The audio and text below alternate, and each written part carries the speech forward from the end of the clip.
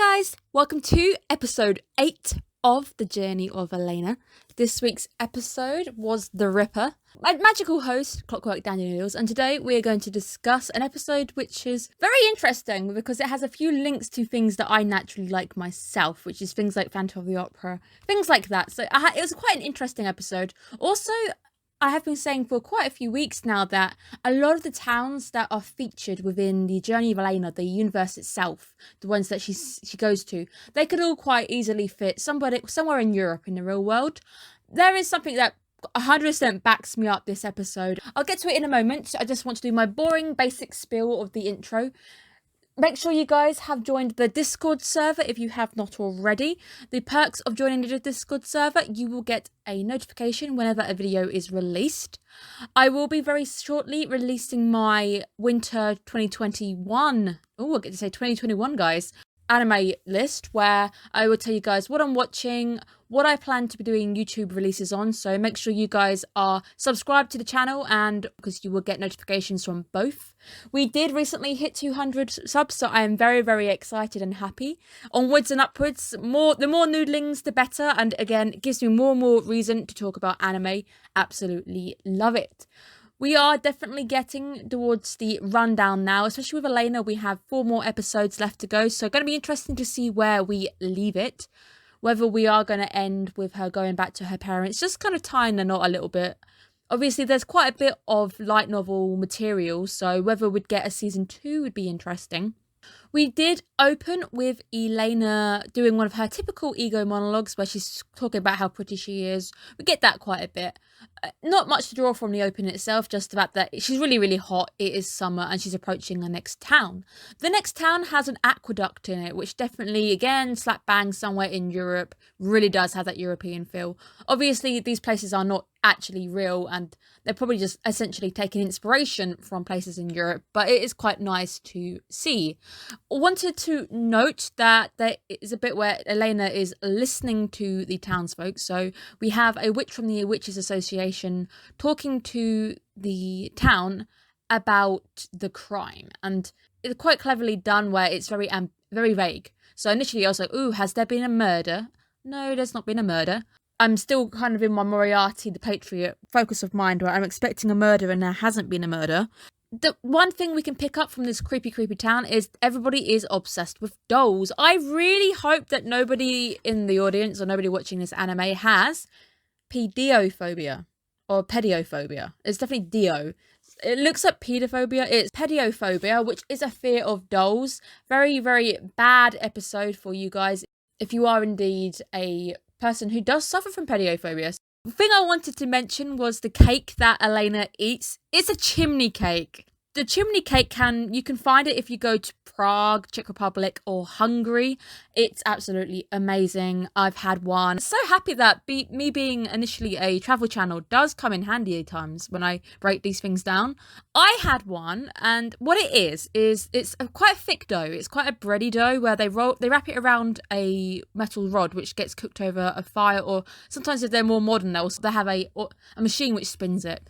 The dough is cooked over a heat and it evenly cooks it inside out, and you tend to get a nice crispy edge. Normally, the typical way of having it is having it with sugar, cinnamon. Elaina seems to have sugar and nuts. My favourite way of having a chimney cake is with jam on it. Some people have them with chocolate. You can't not miss it. If you go to any of the towns, the places I've mentioned above definitely have one. There is a place in London where you can get one from, but I'm not overly keen on the way they do them because it's kind of a fusion restaurant, so they don't taste the same. But they are good. So if you are in London and it's the only option to try it out, it is opposite Les Miserables. I don't know if they're still there because obviously COVID and that lot, but before COVID lockdown, I went there in March before the lockdown started and they were there. So hopefully they are still there. I think they might just be called chimney cake, but absolutely worth trying if you haven't had a chance to try one. Now let's go into the crime itself, where we are following the Ripper. Our witch Sheila, I like Sheila, I think she's quite cool, is trying to get some information from the townsfolk about the Ripper, where there has been apparently 5 women this week who have been victims of the Ripper. It's just the way they do it, very vaguely, maybe go, people were murdered. And then she goes, there's been over 100 victims this year. And I was like, oh my goodness, this is actually a serious murder. It's very vague. And it isn't murders. It is the fact that they're having their hairs taken off them. But the way they do it made it seem a bit creepier than it was. And I think it's just because I'm itching to get my hands on something creepy. To be fair, I'm not a fan on dolls, so the dolls themselves, creepy enough. Everybody has their own pet doll. It's like everyone is carrying one of these things around. Everybody also is telling different stories. Everyone's got a conflicting tale about the Ripper, where somebody thinks it's a werewolf, somebody said it's a cat woman, the other guy thinks it's just a mysterious being with no gender whatsoever. Somebody also thinks it's a culprit is a doll.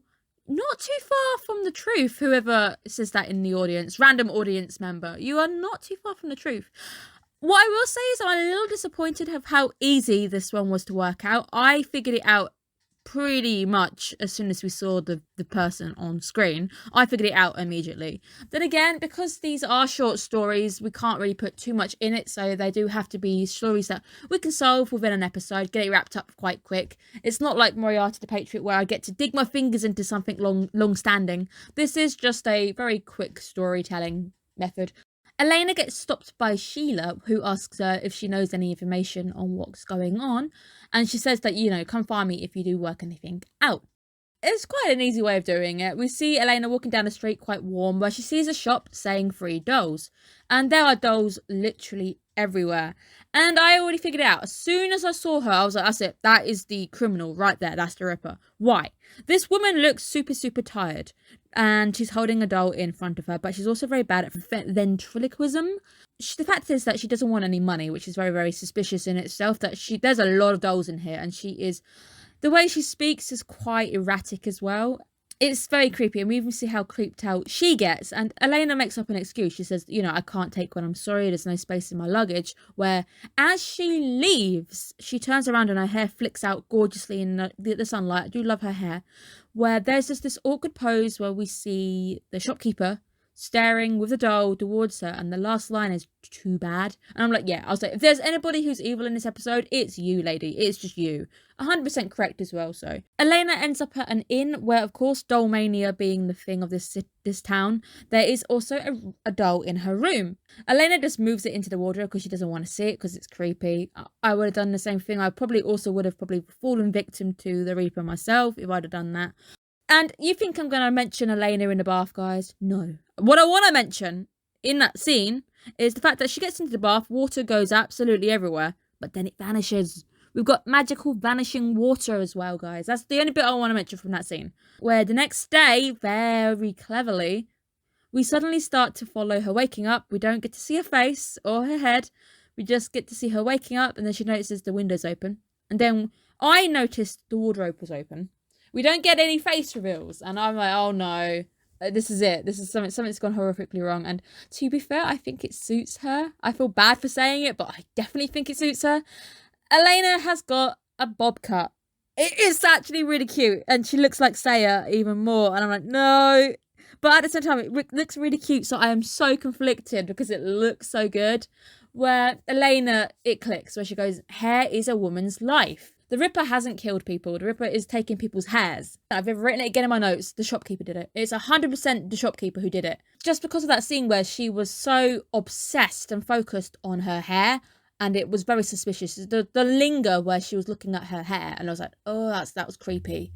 Sheila appears. She must be like the poorest detective, where she just kind of tips things around. She can't find anything. She even tips Elaina off the bed, and she's just like, oh, can't find anything. It's actually Elaina who kind of figures out what's going on, where they open the wardrobe to see the doll has vanished, but all there is left on the floor is hair remnants. That is where Sheila probably should have started with this. She probably should have told us this from the start, is all the incidents have the same things in common. The women are all attacked whilst they're sleeping in bed. The dolls they have in their rooms all vanish, and there's always hair scattered around because the victim's hair becomes the doll's hair. And the culprit is controlling dolls via magic. So our culprit is definitely a witch, or a mage, as she calls herself, oddly enough. This is where Elaina is spurred on. You don't mess with Elena's hair or Elaina in general. You've really picked the wrong wrong person to mess with here. And she joins the investigation. To be fair, I do say she does look good with really short hair, but I don't know. Do I think she looks better with short hair? Now that is going to be a question for me to ponder later. Sheila recognises the necklace, which means obviously she knows Saya. I was correct on this count as well. To be fair, Elaina isn't really a anime all about subtlety. Because of how fast the episodes go, they can't really be too subtle about hiding things. She recognises the necklace, which obviously she's in the association. I did also make me go, the new hair does make her look like Saya. Saya's got short hair as well. So she's literally, if Saya had seen her right now, she would have probably flipped out going, we're twins. As they are leaving to go and investigate, they see the innkeeper who had a doll with him. And they notice that the hair looks very, very suspiciously like a human's hair, where they start to interrogate him and ask him, where did you get it? I love Angry Sheila for the win. I absolutely adore the fact that she's like shoving a pipe in his face going, where did you get it? And it's like, oh no, she's angry. I love her. She's awesome. They decide to go and investigate an auction in disguise. And I said last episode, I like seeing Elaina in a different costume. I absolutely love her in this dress. And I like that they both dress up like they're ready to go to a masked ball. Absolutely love it. Where Elaina does point out, because she's great at cinema sins, she points out that the mask they're wearing isn't really hiding anything, because it's just hiding their eyes. And she just says it's just the thought that counts. You know, we're getting into the spirit of things. I am a huge Phantom of the Opera fan, guys. If you are following my Facebook page for Clockwork Dandy Noodles, it is a cosplay page. My biggest cosplay, perhaps, of my entire cosplay career is Red Death from the Phantom of the Opera. I will put some pictures up here. If you are not already, you can go follow the Facebook page. I am currently making a different projects, so that page is slightly more active than it has been recently. You can also follow the Instagram page, which has kind of got a bit more random stuff that gets posted on there as well, so different chance for me to link those guys. I am obsessed with Phantom of the Opera. This auction house is beautiful, and I don't know whether it's supposed to purposely be nodding in the direction of Phantom, but it looks like it, where we've got a chandelier, we've got the gold awnings, the angels in the kind of proscenium. It looks amazing. Elaina even says it feels like an opera house. It really does. It apparently was as well. And the audience is full of these very obsessive people who are literally OTT. Like, the only thing they can think about is dolls. They're obsessed with these dolls. It almost looks like they've been kind of cursed. Everyone in this town is kind of a bit off the rails anyway, to be fair. And the auctioneer, kind of hammering home again the Phantom of the Opera thing. Phantom of the Opera, if you do not know, actually starts in the present with an auction going on. And it's all about this auction who kind of takes us back to go back into the story. So it starts with an auctioneer. I absolutely love a Phantom. So like I said, this week's episode really was it was more like pandering to some of the stuff that I really like. So I think I liked it more because of the fact that I like Phantom. The auction is geared around these life-sized dolls. So they're quite slightly bigger. There is a bunny doll who is absolutely stacked. And then there's the pole dancing doll. And they've all kind of got those things where even Elena's like, maybe we should leave. Good thing you didn't leave, because it's the final item that you guys need to see. And the final item is 6 dolls. And these 6 dolls are all basically the hairs of the women who were attacked in the week, because we even heard right at the start that there was a green-haired woman attacked. You can see a green-haired doll there. Elena's hair is on view as well in one of these dolls. And Elaina sees it. She notices that it's the doll from her room, and it's now wearing her hair. These real human-haired dolls, which is a bit of a tongue twister there, are what is the main focus of this auction. And Elaina just gets pissed. You don't mess with the witch, guys. You really don't. These people need to stop messing with Elaina. And you can see her getting ready with her wand, where Sheila stops her. And she's like, no, it's okay. These bidders don't know what's going on. It's fine. We can't harm these guys. And the auctioneer just goes, these dolls are wearing the hairs of the victims of the Ripper. And it's like, oh, okay. They're not as innocent as you think they are. And it's just Sheila's face as well, where she's like, damn it, you're making it really hard for me to help you guys. I like the fact that she's trying to be positive about it. She's trying to back them up no matter what. And in the end, she can't, because they're damning themselves.